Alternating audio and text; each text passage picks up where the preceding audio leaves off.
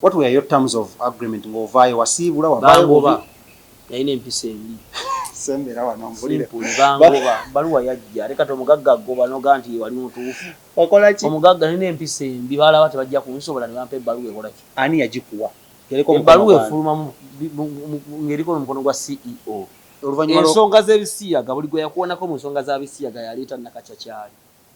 Are these people financed? Boba mundowooza eba munda bali abantu bana bakavayo kwogera mpozi nze nzekka but I'm also financed kuba Bugingo yantekamu ssente nnyingi.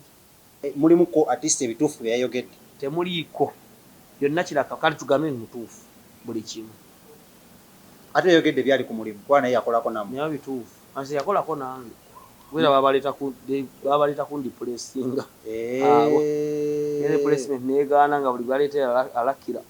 So abantu abadde bagenda mu maaso nga bagamba mbuno the likes of bwe mwakola nabo toga temulimu mu byonna bayogedde 100% bifu temulimu mazima ebyomunju sibimanyi ebyo byabeeranga banabe ewaabwe ebimu bituufu zinalabako.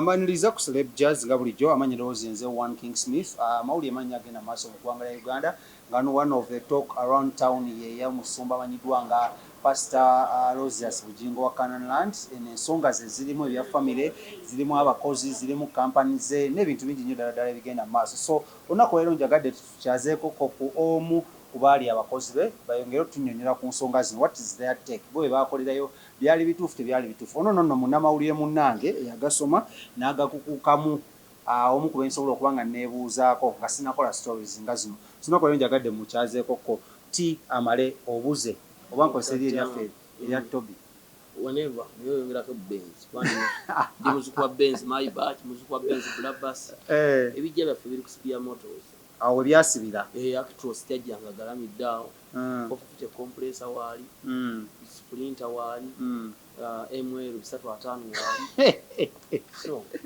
omugo kwa Musa ko akijjako gatota mbewunya sigenda mugeena n'omusajja mulokole kyekisookera ddala mukama yebazibu nze sajja kusinika binnyo ku Kampala wajja kukola ki najja kukola era ne lwendifa omuntu waafa abantu abamuziika bakakasa nti abadde muntu abukunaagije kuli bakulumbe lwange balwanira mmere ye neebaawo ate ennyimbe z'abagagga tukuwa wikopo nuwoddayo Kampala olya ku Serena si yakulya mulumbe abagagga banna owaayi ebintu bingi ebigenda mu maaso sagala nkubiiseeyo wadde onbuzeeko for a long time let me hope catching up is good everything is going on everything is moving fine I'm doing fine I support President Kaguta Museveni if Bob Wine comes I change accordingly kale tujja kwongerako eri akamiliyoni naye tetugenda ddi kwongera tujja kwongera kwa lenze ninga malaya taata bwaba ne ssente muwa n'omwana muwo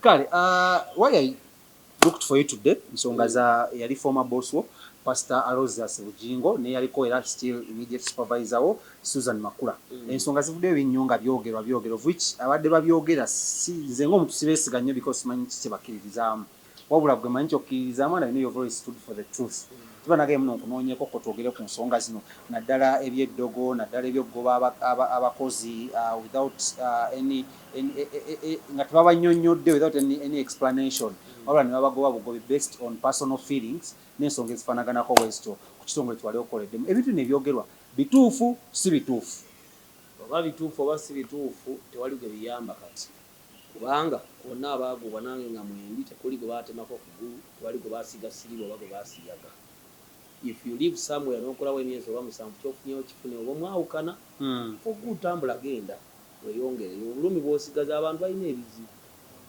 abantu bafunye ebyo abantu bakoleddwa abantu balwepingiddwa kati gwookayanaki kuba talwepinga sokopozinye mukama wigo omuntu bw'ava awantu n'atambula kati kankuwa ekyokulabirako omusajja gwe bayita Guardiola taagala baddugavu Pep Guardiola asindikiriza abantu bangi n'abafulumya sports mu lugezigezi n'asigala kooki w'amaanyi yafulumya twamulaba ku Eto yajja mu gundi ekimu ku kyamugobya ba Eto abo ba Ronaldinho bali mu nsaayo omuddugavu empisa abaddugavu tabasobola mpisa zaabwe tazisobola n'abasindikiza n'abafulumya Barcelona ne baddeko ba Brazil bwebityo ebintu bye tumulaba nga se Man City n'asangayo gundi n'amugoba ono yayatule n'amufulumya era nsonga za kala naye tosobola kutambula bulamu kuga nti bannange nze golaba Guardiola yange oba bannange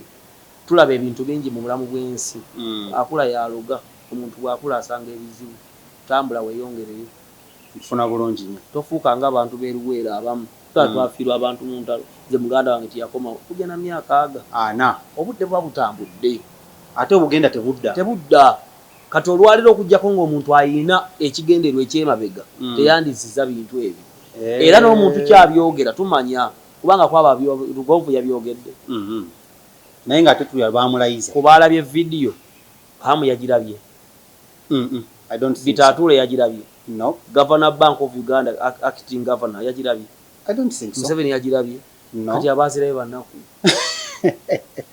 twogereko ku experience yo ng'okyali ku kitongole kino nga gy'okolera how was it just briefly nafuna ssente ku solo tize sifunangako walala nantaba yanjagala yanguliranga ebyokulya ebyaka egyo nga neetaaga kyekira nsoma ku university kola comedy bwe navayo nengula emmotoka ku myaka 20 kati ebirala byonna ebirala mbikkako mumbo nenkuula obutiko so abantu bano abayogera what is their agenda nga gwa baba wadde ssente bakube Bugingo kubanga yayogera ku bisiyaga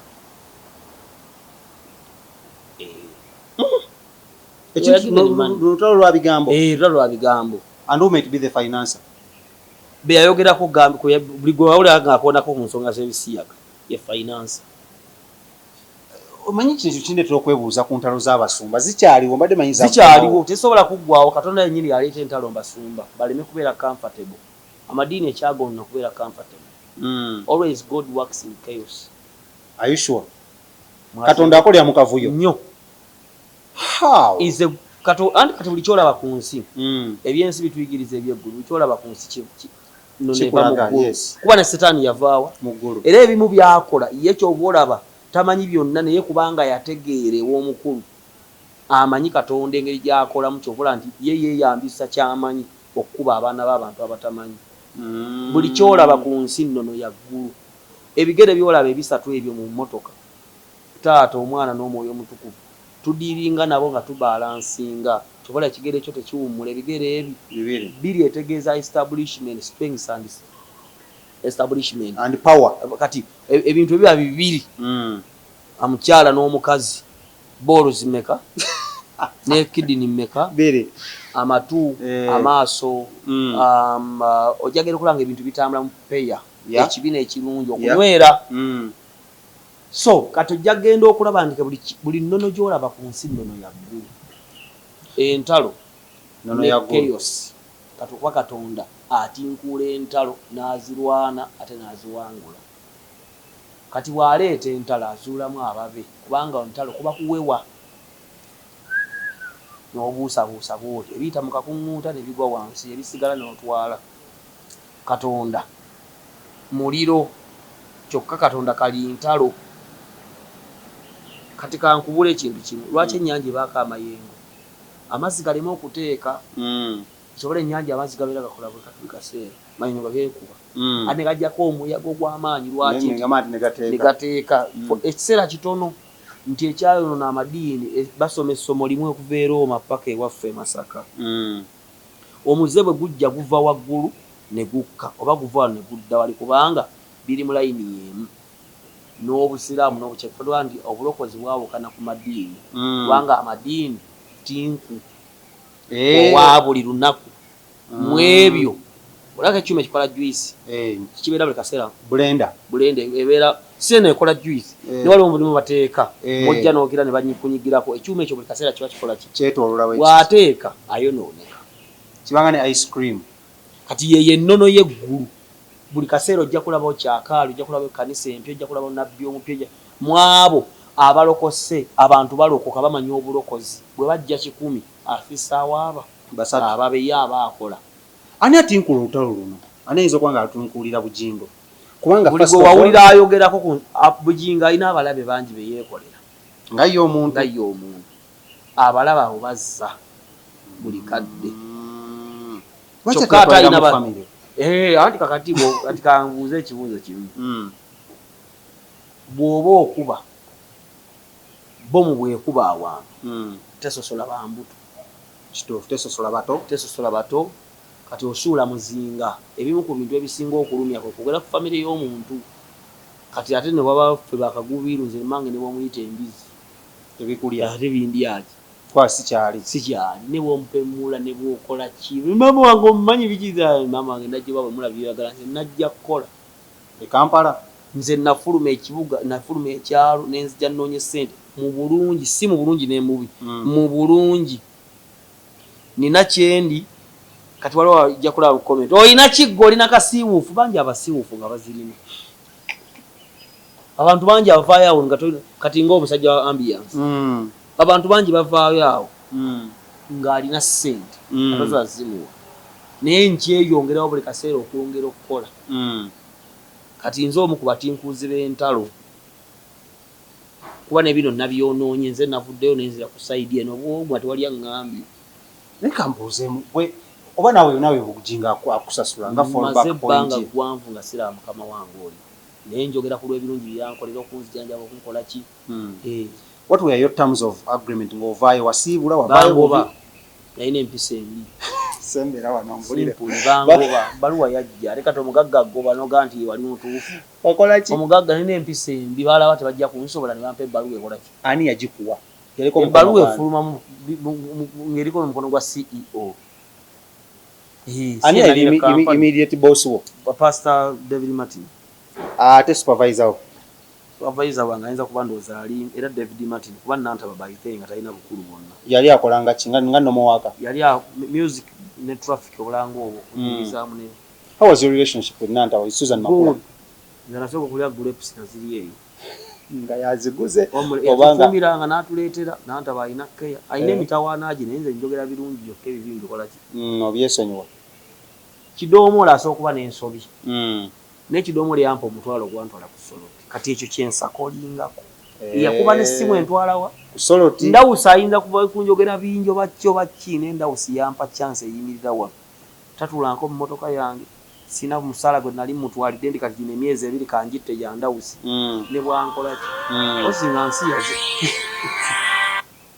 ozinga akoze ki kwatekke nsi yaze ekyo kati kinzo kwawukanya obanga ntemudde kuba abantu ala wanga abadde okunsi naye bino tyankoze kinayogedde bino ayi abantu baddamu ebyo omuntu anaakulakula noza Museveni bangi alina byakoze n'abamukoze bingi olwoko Museveni ng'ali ku TV akaaba kwanga linnemye naye yagambako omuno wane muneesonyiwa anti kiba kimugiveeko kiba kimuyitiddeko on a scale of 10 with the relationship ng'okyali ku Soloti tuweyingemu kaawo tusooke ne Nantaba yali music director wo kuba program gyali okola list era eri yabyamasanyu ng'esanyusa abantu ng'oba oli ayinza okuba n'akayimba kebamutwalirako eneeyisa generally ng'egye walabanga ku mukozi munnooyo Nantaba amanyi okuzannya matatuwe mu kibuga ano buli omwana onoonya survival era abantu abasinga babbi ozasinga neyogera nnyo Makula Nantaba tebalimanyi Makula amanyi okuzannya emizannyo ki ng'omuntu bulungi okay era lwaki twandimudiscussinzeko media yonna nga musiru why should we discuss about Makula all media fraternity social media YouTube gundi ani mainstream talking about only Makula saga zonna zibaddewo mu Uganda ku Pastor Bugingo mostly one Makula mukyalo kitegeeza abamugezi okunsinga omuntu bwakutta aba akusinziza amakesi tolowooza nti osinga Makula ng'avuga V8 alina ne kalina n'omwami omugagga n'ekkanisa ne reedi nga gw'osula mu kazigo n'odisikasinga oyo omugagga tebamudisikasinga obanga musango guli mu kooti because yogedde ku ntalo main point okukyaza zabadde kwogera ku bintu bisatu entalo tuzoogeddeko is it political can there be any political affiliations what is politics is struggle for power yes between the leader and the led so there is the politics is the gap between the leaders or the leader and the led omukulembeze nagwe bakulembera kati mu lutalo lwa struggle for power buli omu aba ayagala kufuuka kawagga kati mu kufuuka kawagga ebikolebwawo that is politics kwasingadde bagamba abayinza okuba bannuupu baleese obuzibu anti abannuupu era abateeka ensonga z'ebisiyaga buli gwe yakuwonako mu nsonga za bisiyaga yaleeta nakacakyali are these people financed boba mu ndowooza eba munda bayi abantu bana bakavayo kwogera mpozi nze nzekka but I'm also financed kuba Bugingo yanteekamu ssente nnyingi So way back. is this payback? A payback. Ate Obudeyo mwoleza. Manyi kyo nalwana ntaasa wanze namutaasa. Tewali mu nsi mulabe wa lubeerera. Luli yali mulabe nga yakagoba. Tesabisibera nko mulabe nali. How did you feel nga bakwadde ebbaluwa eyo? Nawulira bubi kubanga nali ngobeddwa naye ate wayitawo emyezi 2 n'enfuna ogulenzera ku Simba. Sinendayinika ebyo nembita. Ekyagobye kyebuuzwa kyekyagobya n'abalala. Wali otunudde mu tugambe tuli gwe baagoba mpisa mbi ebiseera ebyo nga sinatandika siraba nfuna muntu ali bwereere nali muto nga tomulabanga okwonooneka nakwona yonoonekera ndejjeemu nga nkomya okusimba ogwokubiri nandi ze nkula nze ndi honest era kikijja okuntwala mu ggulu era bw'ogenda mu ggulu kati awo Katonda watuula mu ddiiro waliwo ebifaananyi byange ku kisenge. Lwaki? Nze njogera amazima nkuwulira obunafu bwange n'amaanyi gange. Twogereko ku ddogo kubanga ebintu ne bibadde bagamba muno allegations balizi bayi muno kusootya walinga eddogo lingi. Supolimase is witchcraft. Buli kintu kyonna ekikuyisambulamu okusukuluma ku banno liba ddogo lyo. Bugingo mulogo kuba musumba w'amaanyi. Ebikolebwa mu Katonda byenkanankana n'ebikolebwa mu ddogo kufuula omuntu ow'amaanyi kuba zonna ziba ssaddaaka. So you're allegedly saying Bugingo mulogo kati Katonda ye Saabalogo. T Amale. Ani yakulembera abalogo e Bukaludaaya si Daniel. Kati si Saabalogo. Naye nga ate yali wa Katonda. Kitegeeza n'ebiri abaabimanyi naye nga yasalawo kulonda ku Katonda. Ne Moses yafuuka Katonda wa Falaawo. Nga Falaawo mulogo ono wa Katonda. Bali balina emisota nno ng'agirina. Kati waliwo kizibu nnyo okuzuula. Bali basobola okutta abantu nga ne Moses naye asobola okusaba Katonda n'atta. Mpozi ensekere z'abalema baagambye nti n'ebikere bye baabikola naye okutta abaana wali waggulu n'ensekere by'abalema ne bagamba bantu bate ngalo ya Katonda. Kyova olaba tugenda mu Bayibuli buli ngalo erina amakulu gaayo erina eri section. It's a covenant finger section. Eno ena kyetegeeza. Tegeeza ki? Mu Bayibuli ziri edaggalo ziri 10 kati ate Katonda asongeemu emu. Kati kaneebuuzeemuko eddogo lino walirabako ewa Susan Makula oba okulaba saabeeranga nabo mu nju manyi Pastor Bugingo Musumba abuulira enjiri ya Katonda ina nakkanisa era sikola ati tobimanyi mulokole kyomanyi esiyingira wabwe abantu ngamba ku office awe mwakoleranga ebyo saabirabako kubanga nze n'obudde obwetegereza ebyo sikola nti obuleeso bagamba obwagwa nga tewabulabako. abo baali beetegereza ebyo baali bannaku abanoonya eŋŋambo. Tambula banoonya ŋŋambo. Kituufu Pastor Bugingo ono alina gundi alina ensawo gy'atambula nayo gy'atata. Ebyo saabiraba. So yali mukamaawo nga buli kaseera omulaba ng'ayitawo bw'ayingira bw'afuna. Bamulabako n'ansawo. Ebyo ebintu ebyebita ebyaŋŋambo gamba mubitenga. Mubivengako. How many interfaces zewalina ne Pastor Bugingo? Nnyingi kuba buli nnaku nalina omulaba mu office. Everyday nga bwe simulaba ayomba kuba nayompanga ssente buli lunaku. Nga ki ekikutwalayo? Kumpa ssente. Tewali ku musaala, wali ku commission. Nakuliko. Naye nga yasiima emirimu gye nkola bunaku nnaka bwasiisi kenfuna. Ng'akuwa kammeka? Ako kafu. Nze wali n'eddiida wanjagala naddala okungoba bangoba ne nnyiiga ne nnamala n'enkolayo. N'obivaako. Ekitegeeza Susan yagenda okulaba nga omusumba omusemberedde nnyo oyinza ommulemesa ettooke. Y'amanyi. N'agamba ono simugobya nga bukyali mba mpedde. Singa mbadde mu kkomera nga ndi mukulaajana kunta nandigaa ne Susan mubire ndi bulungi. Muga Benz. Neeyagala. Tomuinaako buzibu. Simuinaako buzibu. Ebyo bakoze ebikyamu. Bali basumba n'oli muka musumba. Oyo ali waggulu. Yajjo balamu. Yali basiba enjegere oba yali bakwata mu ngalo. Ebirala sibimanyi. Twogereko nga twagala omalize because twogedde ku ntalo eziri mu Basumba oyesemuko ekintu kya politics ekya Nupo kubanga eyinza okuba eri part of this social media gundi yonna tugende ku kyokuwamba ebadde bigambibwa muno omuvubuka ono yavuddeyo okwogera amazima yawambiddwa. Biini kwali na kati alaba. Biini oli otya? Tunula wali omuganda. Biini oli otya baaba? Si muwambe. Kwali alaba. Bubadi. Kati ani ayinza okuwamba Biini? Ani ali waloka video akawulire ngaganga Musumba agamba enanjogerako. Ani ali empisi? T Amale. Tewali ali empisi. Empisi eri myoni n'ekirumba kiriko obutwa kati ani ayinza okukwata Biini? Nga bw'omulaba bw'afaanana. Omutwale bwakufiira mu ngalo. How relevant is Bean? Bean ali relevant. Bean ali relevant kubanga Uganda Museveni yayirona abantu baba musola abantu bakola abantu bakeera kwasamirira kati Bean ali relevant mwaba bakeera okwasamirira abantu bakeera natekako data wa wiki mtwale kulaba social media kuvuma abantu kuvuma banupu kuvuma bavuma kyagulanyi ebi kubanga Uganda is cheap n'omusiru abeeramu kati fe lwaki batukyawa tetwasaamiriranga bo era tuna audience y'abantu abakola ki within the Kiswahili marathon we are going to see people bagenda okujja abaagala Dr. kyokka ne mwabo abatebeefula abatanjagala sigamba nti abaavu wabula njogera n'abantu abali mu bulamu abakulu n'abato abatanjagala bangi kuba endowooza zange zanjawulo manyi Katonda ekitono kye mumanyiiko na buli woogera Katonda okyayibwa nze sijja kgenda mu geyeena sijja kukola bye mwagala sijja kudda mu byakwasaamira paka lwe ndiva mu nsi eno ate ndifa mu mirembe ng'emyaka gyange Katonda gyanteekera gituukiridde kuba ne bwogenda kati mu ggulu faananyi byange biri mu ddiira y'eggulu awo atunako n'asimayiringa oba n'anyiiga amanyi nti bavubuka baalina mu Uganda alinayo Dr.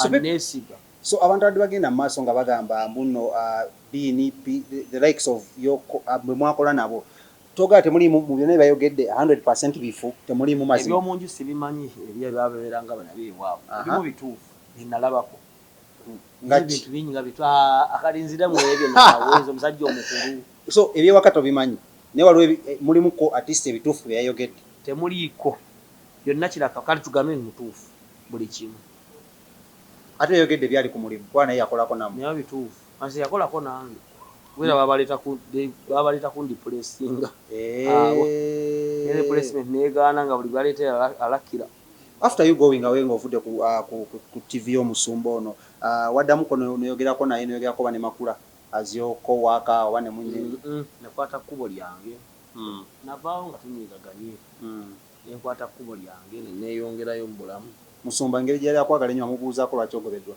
nga CEO nabibuuzaako naye kati bya myaka gyadda yakuwa reasons kikulu gyali nalina empisa engi omugagga bwagoba yaba omutuufu wali mugagga mukyamu nawe genda okole radio genda okole eyo benyoka akole owaye nga twagala omaliriza twogereko katono nnyo ku nsonga y'ebisi agenda because like ndowooza yasiriddeko kalumanywera ey'okubanga abasumba bano batandika okulera eŋŋana bingiramu n'ebyobufuzi. What is your take on that? Ebintu ebisi agenda saagala byogerako institution y'abasiyazi nnene kyenyinza okugamba bannayuganda kuuma akabiinako n'akamuwalawo ne mutabani we ne mukyalawo full stop. Omaawo kale tujjako tukweyongeza as time goes on because olina gy'odduka naye nja kutunula mu kamera obabuulyeko ebigambo ebisembayo ne gy'obadde yagala ensi yo kola n'amaanyi go gonna.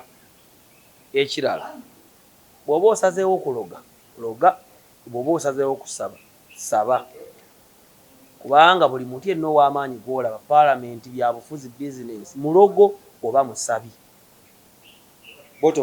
Ekirala nze sijja kgenda mu geyeena marriage zaonoonyese ku bantu abalina marriage zaonoonyese nze era kumuwasa abeerewo. Mbadde njagala kubuuza waliwo abagambye ekintu kino Teddy alabika akirimu ekintu kino alabika Teddy Bugingo akirimu ne bwakibaamu ate ani yakivaamu oli mukyala wo oli baali baawukanye mumma divorce. Kale tweyaze gye bakubaagalana totekayo kigambo kyogwe laavu bwerimala n'erinnya oliwo omubinga baddiŋŋanye kyogamba ayinza okuddiŋŋana never say never obulamu. Obulokozi Yesu lye kkubo n'amazima n'obulamu. Kati waliwo ekkubo eggolokofu, lwaki waliwo ekkoonaawo? Lwaki bwe lyava wali wansi tebyajja straight? Pastor Bugingo mulokole, musumba, mukulembeze, taata kimulekawa kino eno gundi ezzeeno mulokole akyayiriba n'obulokozi bwe paka ku lunaku lwalissa omukka. You cannot judge him. Abantu tebadduke mu kyaki bwagenda nze nabaleeta balinawo gye balaga. Kale wetwe tubadde aba Jesse Tours and Travel bebateekamu uma lukwata akalango kano Jesse Tours and Travel bebateekamu ssente abantu batambuza abantu ogenda mu nsi ez'enjawulo si nsi zokka ne wano mu Uganda. Oyagala motoka za kupangisa, oyagala kutwala ku airport, oyagala kujjayo eyo n'engeri gy'oyagalamu yonna kaseera byakutambula wekwata aba Jesse Tours and Travel Agency bali ku 0777 02 ojja okubanga ate obasanga bunyo bali mu kibuga wano Kampala, oyagala muli mu Dubai, oyagala muli mu Canada, mu nsi yonna wekwata aba Jesse Tours and Travel Agency. King Montage Studios jikubira akalango. King Montage Studio kyenjimanyiko ono omwami mbadde naye ebbanga ggwanvu akuba bulungi ekifaananyi era ebifaananyi bya Museveni bya campaign ekifaananyi kya campaign n'ekikuba kiwedde, so beekwate bali ku 0702 104125 abasanga bawe nankola yo ku bitaala awo tuusewo buuza ekizimbe kye bayita Prime Tower atanga awo ennyinyi we wali ne offices za Equity Bank, so gendawo obeere ng'obeekwasa olina ku mbaga kuyingira birthday party buli mukolo gonna gwa buli kika weekwata ba King Montage Studios. Amanya yenze Shadik Smith ku Celeb Jazz ate nkoze ne Bilibao ku kamera.